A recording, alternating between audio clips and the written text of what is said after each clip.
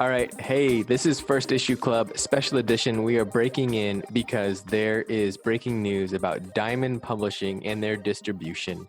We don't often do this on First Issue Club, but we are here to talk about the things that make it hard to do comic booking in the world. And so we want to dissect this. We want to talk about it and know about it.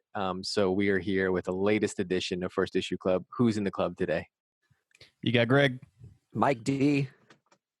Oh yeah, baby. We got Mike D and Greg and Budget King, and we are all in different places. And we're all at our home and we're looking at each other on Zoom and we're doing it. We're making it. We're making a podcast. So what happened today with Diamond Publishing? So Diamond, you may know of them as the company that has the monopoly on distributing comic books. They are like an exclusive distributor for not just DC and Marvel, but several of the smaller independent publishers as well.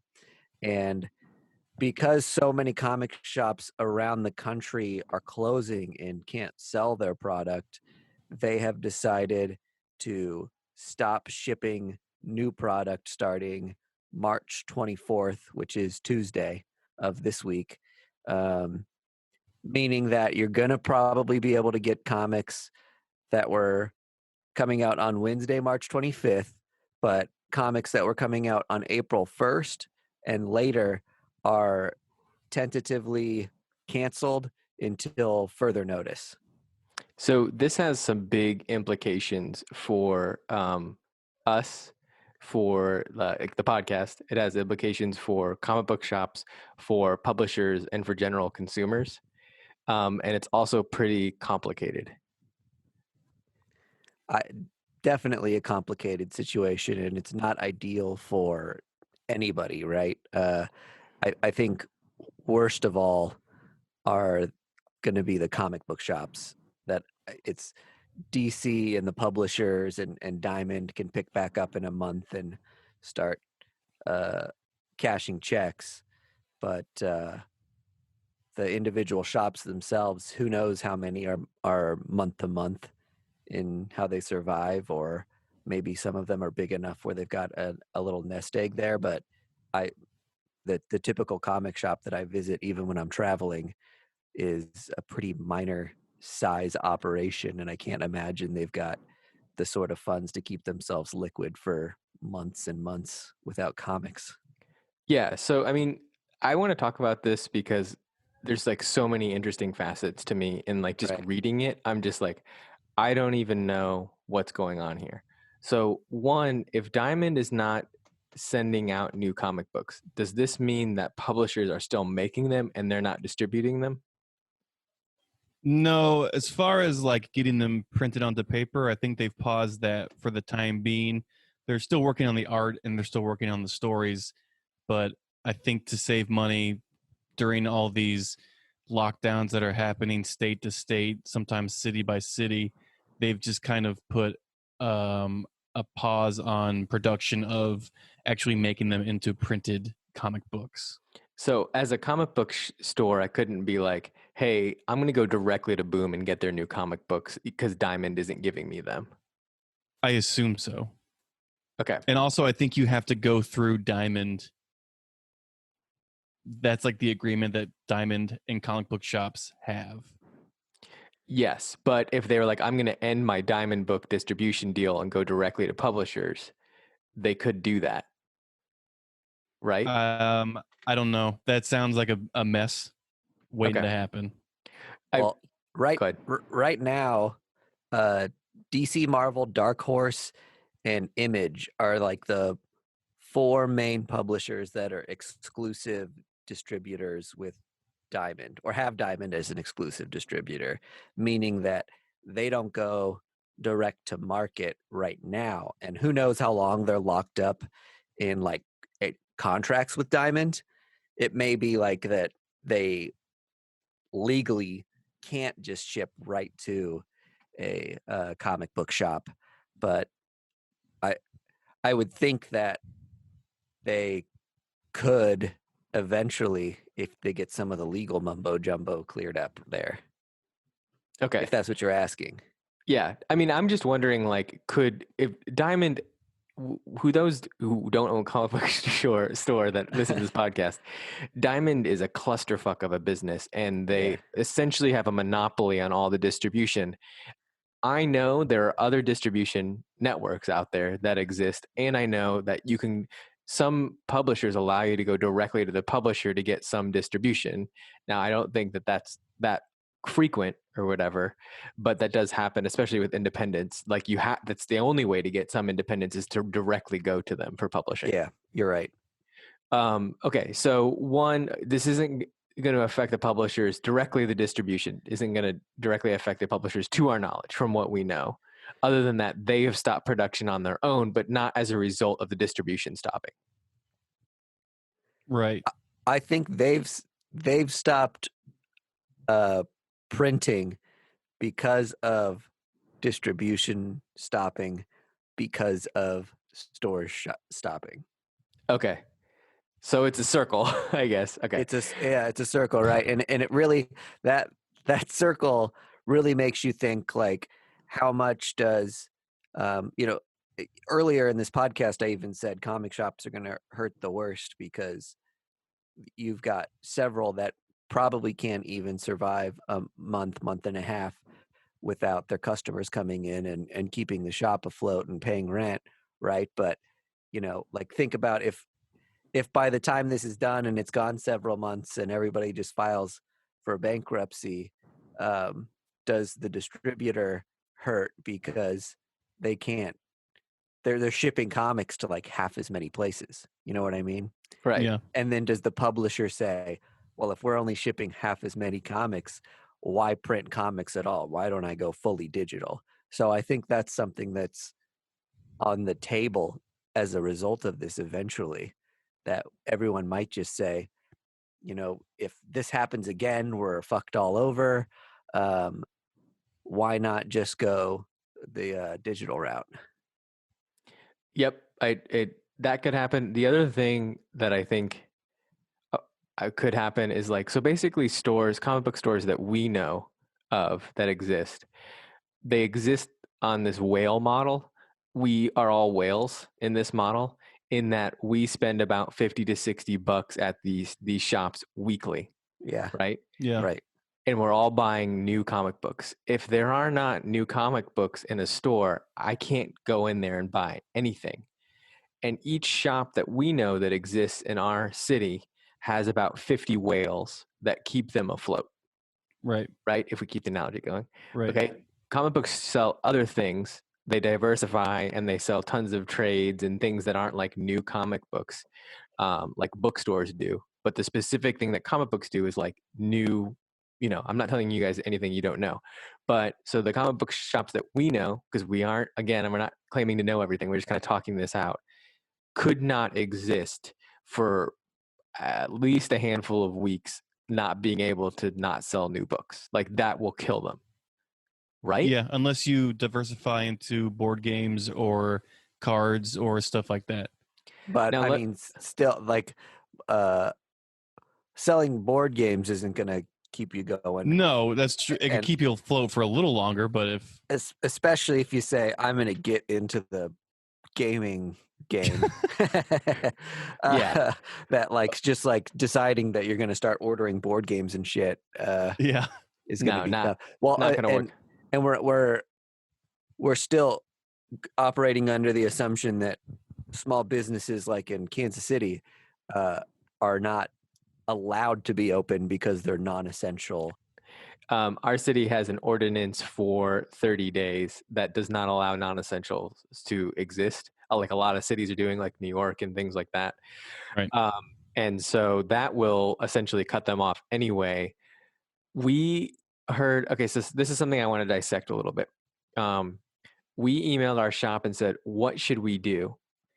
Yeah, what's best for you guys even?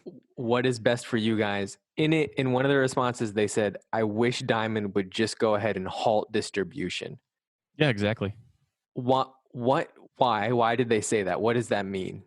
Well, so I talked to our friend Doug, who owns a shop in New Jersey called The Geekery, and he says, because they're on lockdown too, So if Diamond was still shipping new books to them, are they an essential place that can stay open and people can gather there? So if they have all this new material to sell, can people even come to buy it, or will they even go to buy it? So not only are they having to buy new books from Diamond, they may not have the customers to come in and buy it all. So Okay, now they're stuck with a huge stockpile of books. so in And some ways, larger debt, like that Yeah. you think about. You can buy a month just paying rent, which at a what's that got to be at like a consumer location is probably in the thousands for any yeah, like shop. three, Probably like let's say like $3,000. Right. And so let's say that your spend week to week is $2,500. So if you're closed for 30 days, then that's 10 grand plus rent that you're just potentially out, unless you expect consumers to come in and buy everything they would have normally bought and pocketed all the money they would have normally spent in a month. But by which point, like if you're 13 grand in the hole, you might not even have the money or credit to get your shop to that place in the first place. Okay, so now I understand this. They're basically saying like, hey, if Diamond is still distributing, but we aren't able to sell, people are going to go elsewhere and online, and Right. we're gonna be stuck with all this shit that we can't even sell. So Right. Yeah, if or just Diamond, not able to come in at all. yeah, so if Diamond were to just cut everything, that would maybe allow us to stay afloat. Right. Right. Okay, that that now makes sense. Yeah. Let's get like super micro. Comic books in our area can't survive this, I don't think. I don't It's see going to be hard. Yeah, I don't see the shop that we go to being around in 2 months. I also think that the 30-day thing seems like it's maybe optimistic. I hope it isn't. I hope we're all out and high-fiving in 30 days. But Touching our faces. and I think if that's the case, then uh, the shops in Kansas City, just given what I know about them, have a are probably going to be good to go, and the distributors pick back up, and we go back to our shops and pick up our hobbies again. There's going to be at some there's going to be at least some loss of business. Any hobby that's like week to week or something, and you put just like a month long stop on it, and I mean, even I'm going to see like, oh shit, I saved a bunch of money this Yeah. past month because I wasn't buying comics. Maybe I'll pull back, right? Uh, so they're gonna already lose some business if it's out for 2 months or more. I don't think a lot of shops in the Kansas City metro area stay open, and a lot of that has to do with their business, like you were saying, Budget King, is solely based around the new weekly product. They don't have online business. They're not integrated with Can anybody hear me? a larger retailer. I can hear you. Yeah. Okay, everyone froze for a second. Sorry. They're not integrated with a larger retailer that can support them or has an infrastructure or online business to continue ordering things. I think if every shop was kind of uh, a hub or built like a midtown or something where I could just go online and order my books from individual retailers, then everything would be fine. But that's not the case here, and it really makes you think like, man, there's some things about this business model that are really antiquated. It is really antiquated. In some ways, it's amazing because they've made it so it's like one of the few products that Amazon can't just demolish. Yes, you're totally Yeah. right. You know what I mean? So like, because I was even explaining this to just some other people today, and they're like, "Well, why hasn't Amazon just taken over that business?" And I'm like, "Yeah, isn't that crazy? They can't. It's the one thing they can't." They It's the certainly one thing tried Bezos can't crack. with buying Comixology, and they own a lot of the digital space for comics, right? But even Yeah, still, that's just like, for at least people in our age group who've been buying comics since our teens, we don't want that. yeah. So, I mean, we see other things like this go to digital. There's the thought that Magic the Gathering, I know that I'm the only one here that's like super active in that community. They have really ramped up their digital, and like they're going to weather the storm in that way that like their paper product could go away and they could move all business to their digital, and they would, I don't think they would be fine, but they've like really made it like kind of work. It's taken them for fucking ever. And so like this might force the hand. I just do not see comic books going all digital. It's just a form that like, I know Mhm. I don't mean to be like old guy being like, I just like to read paper, but it's like there's so many other things about reading comic books in floppy form that are worth it and interesting. As just a collector, fine, but even just like so many reasons, I guess, that it's like I can't just imagine it goes digital. Well, part of me thinks that um, one thing that might happen would be just like the record industry, similar model, right? And in 2008, when we hit a recession, like every single record store closed. And now the small shops are starting to reopen and people started making vinyl again as like a novelty sort of product. And that might happen where you just have, you know, your Superman, Batman, Spider-Man type books that go to print, and smaller pubs that can't afford to keep up with this, and because you're going to have less outlets to go pick up comic books, uh, that those pubs go to digital only, and then eventually over time make their way back as kind of the market there rebounds. I mean, this is all I'm saying this and it's sounding like uh super grim, like this is going to happen, and it's I'll say it's not right now. What we're looking at 30 days for the time being, and I think the industry is going to rebound really well should we stay to that 30-day mark, and I'll try not to look too far past that right Yeah, now. I think like two things I want to comment on that. I think that I'm hopeful that when this freeze is done and there's the great unthawing, that people just like have this cash and they can just explode it on these businesses that they love. If those businesses are fucking around after this, though, is the whole crux of that theory. Well, Uh, the problem with that though is people are being laid off now, so they're not going to have a stockpile of yeah, cash. So on Thursday. you're gonna have a consumer base come back that has maybe less money than when they started this. Yeah. I mean, yeah, on Thursday, we're supposed to report, I think, record unemployment for the like ever.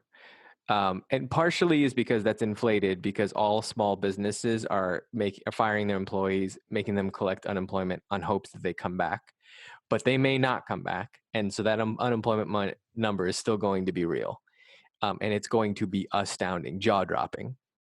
Right. So yes, the other thing that I think about with the record label, the record industry, as you mentioned, Yep.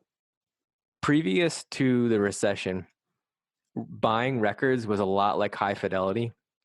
It was arcane. It was like very music aficionado. It was like somebody held the knowledge, and like you had to like kind of know where to go or hunt them in thrift stores or things like that, right? Yeah, sure.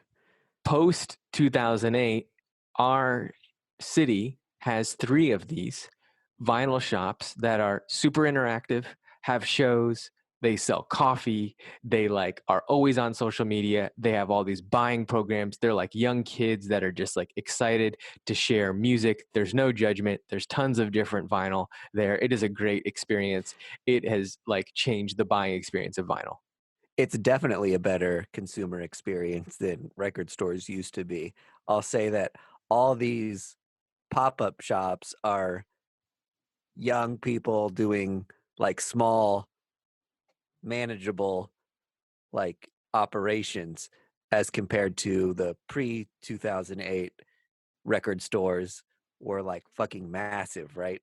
That you had just like rows and rows of vinyl and then a whole different like part of the shop that was just chock full of CDs and a Or- used section and a new section, and now everything is more of a boutique experience. And pre 2008 too, if we're going down the music route, there was still like Sam Goody wasn't around, but like the version of like Best Buy. Okay, so Yeah. Best Buy still was the main seller of CDs, right? So Right. you still had the big boys in the market.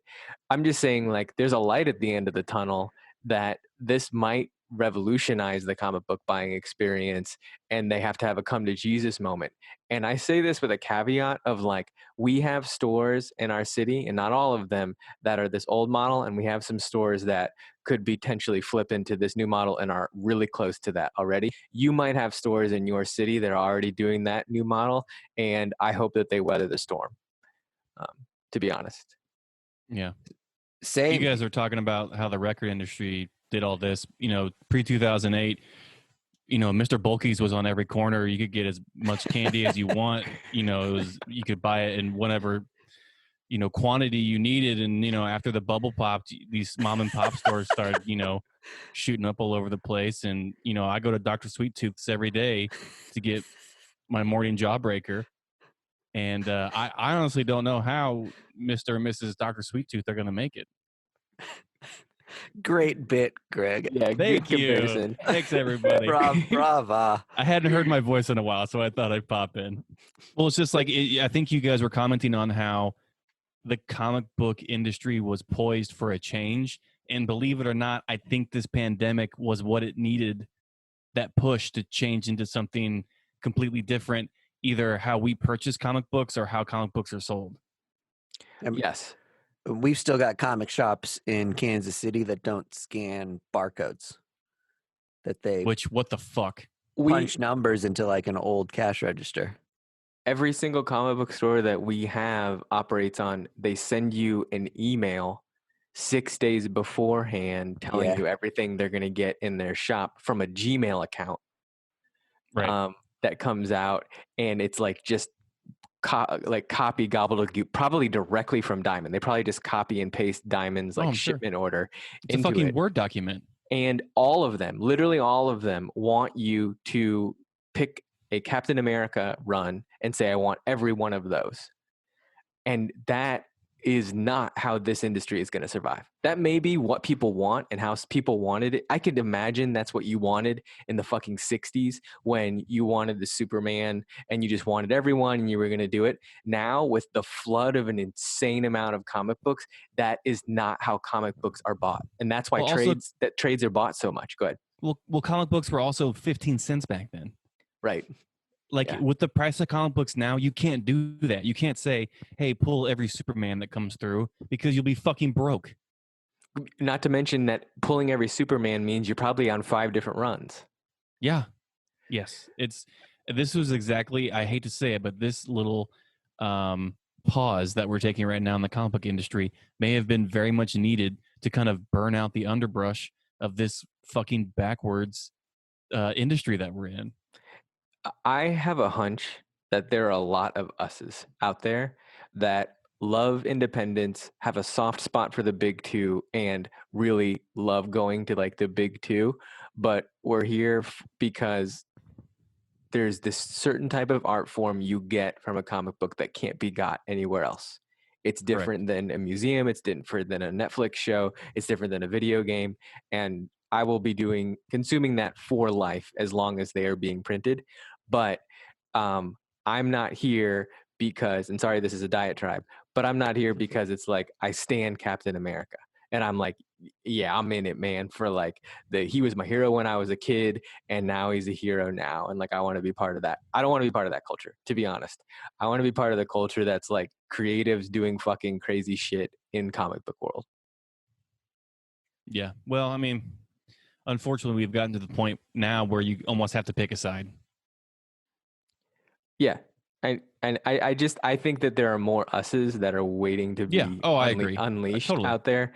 And I think we have buying power, and knock on wood, I hope to not lose my job in all of this. Like, all of us could easily lose our job. If this goes on for 7 months, I think we're going to be having this conversation saying, ugh, I lost my job. I mean, I don't know. we've kind of like hit it all in some ways. No, I would just to piggyback onto what you were saying. I think that comics are a medium where a lot of really creative, forward-thinking people go who are uh, good voices for the American lens and like the future of the American lens and what the broader view of America is gonna see and think. It's kind of always been like that with racial inequality early on, and comic book publications then did a lot before um, newspapers, book, radio, television media was willing to go there, right? And I think that's still the case today. There's so much like trans and LGBTQ representation in comic books now. There's people telling like crazy horror stories that could, 10 years ago would have never been made into movies and TV shows. And now they're showing everybody because the people writing those books 10 years ago are showrunners now. So Yeah. I'd hate to lose this as a medium for young, not necessarily young, but just new and unique voices Yeah. to break through. Well, maybe I'm naive, but I don't see comic books going away. they won't ever. I hope not. This will be the third time that the industry is tanked, if it does. It Right. tanked in the 50s. It tanked in the 90s. It may tank here, but it'll always bounce back. And what's crazy is after those like situations, like in the 50s, after that whole situation, Stan Lee, Jack Kirby were hired, and you had a whole decade or two of just pure insanity. After the bubble of the 90s busted, you had the early aughts in the 2010s, which And has been now the second golden age of comic Yeah. books. It's like insane. So unfortunately, for new growth to happen, sometimes you have to burn it all down. And here's another thing to say too. You go to LA and you go to Chicago and you go to New York, you have a choice of really cool, really fucking rad local comic book stores that get it. Like, Yeah, and they get totally. the new consumer and things like that, right? And smaller cities that are smaller than those metropolises don't have that. Now, let me give you another flip scenario. I've been to all the cities. You guys have all been to most of those cities. You go to those cities and they're like, they just have awesome bars. They have cool cocktail bars. Well, you know what? Kansas City has cool cocktail bars. Like, we got that. Like, we have the I don't say we don't have as many, but we have the equivalent of like cool shit, like cool stuff to go to, right? Right. That is bars. We do not have the cool comic book places, and No. these cities do not. Like, no shade on. There are some people like that, in our city that might listen and think like, oh, blah blah blah. We don't have them. We don't have anything close to like what LA has. So I think that without a doubt, though, if somebody said, like, I could say our bars and like the cool places to go stand on their own compared to those other cities. So maybe this is just the reckoning. Yeah, I mean, we have comic book shops. We don't have good ones. One thing I wanted to ask you guys about on this episode before we wrapped up was, are you buying comics this week? We can't get them in Kansas City, so you're going to have to get them online. I just placed a Midtown order. Anybody else doing that? I'll probably take a look at them. I'm going to place a Midtown order tomorrow. Yeah. And then it's dumb to say this, but I'll buy the ones that we're covering digitally. So nobody cares about how we do that, though. Yeah. Right. And then books that we're covering this week, we haven't made any picks yet, but I know Hellions #1 is coming out, which is the Zeb Wells new Yes. X-Men tie-in book. And I mean, you gotta feel for him. This is probably the he just got Ant-Man, which is a good title, but an X-Men tie-in is a huge title. So I feel bad for him that it's about like the worst week you could have a comic book come out. And then there's a new book on Vault that's sold out called No One's Rose. And I think that might be another interesting one to take a look at. And Scout has a book called Kira. I haven't even heard of that. Like a number one out, and then there's a bunch of stuff. A new Exo Manowar is coming out. Yeah. But Hellions was kind of like the big star this week. Yep.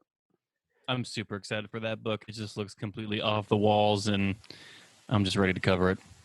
Yeah. So, I mean, we'll have to figure out what we're going to be. Oh, Transformers versus Terminator comes out this week, too. So. Oh, great. Oh, awesome. Can't wait to pick that up. So, yeah, who knows what's in store. Obviously, we're not going to have first issues that are brand new to talk about week to week.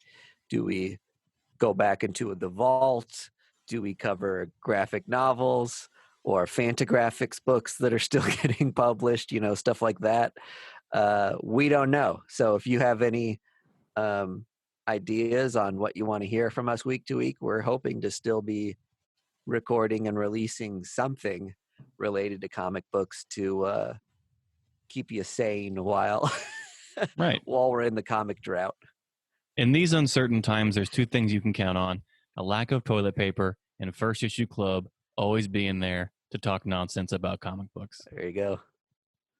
I was saying, cool. I mean, I think news is coming every week about something different. We could just do a breaking news episode every week to talk about, what's comic happening. Book shit. Yeah. Yeah. Yep. Yeah, I mean, I think that there's going to be endless stuff that we can do and pivot towards. The thing we like doing is covering number ones that come out each week. And so I think we'll just have to have a different version of that.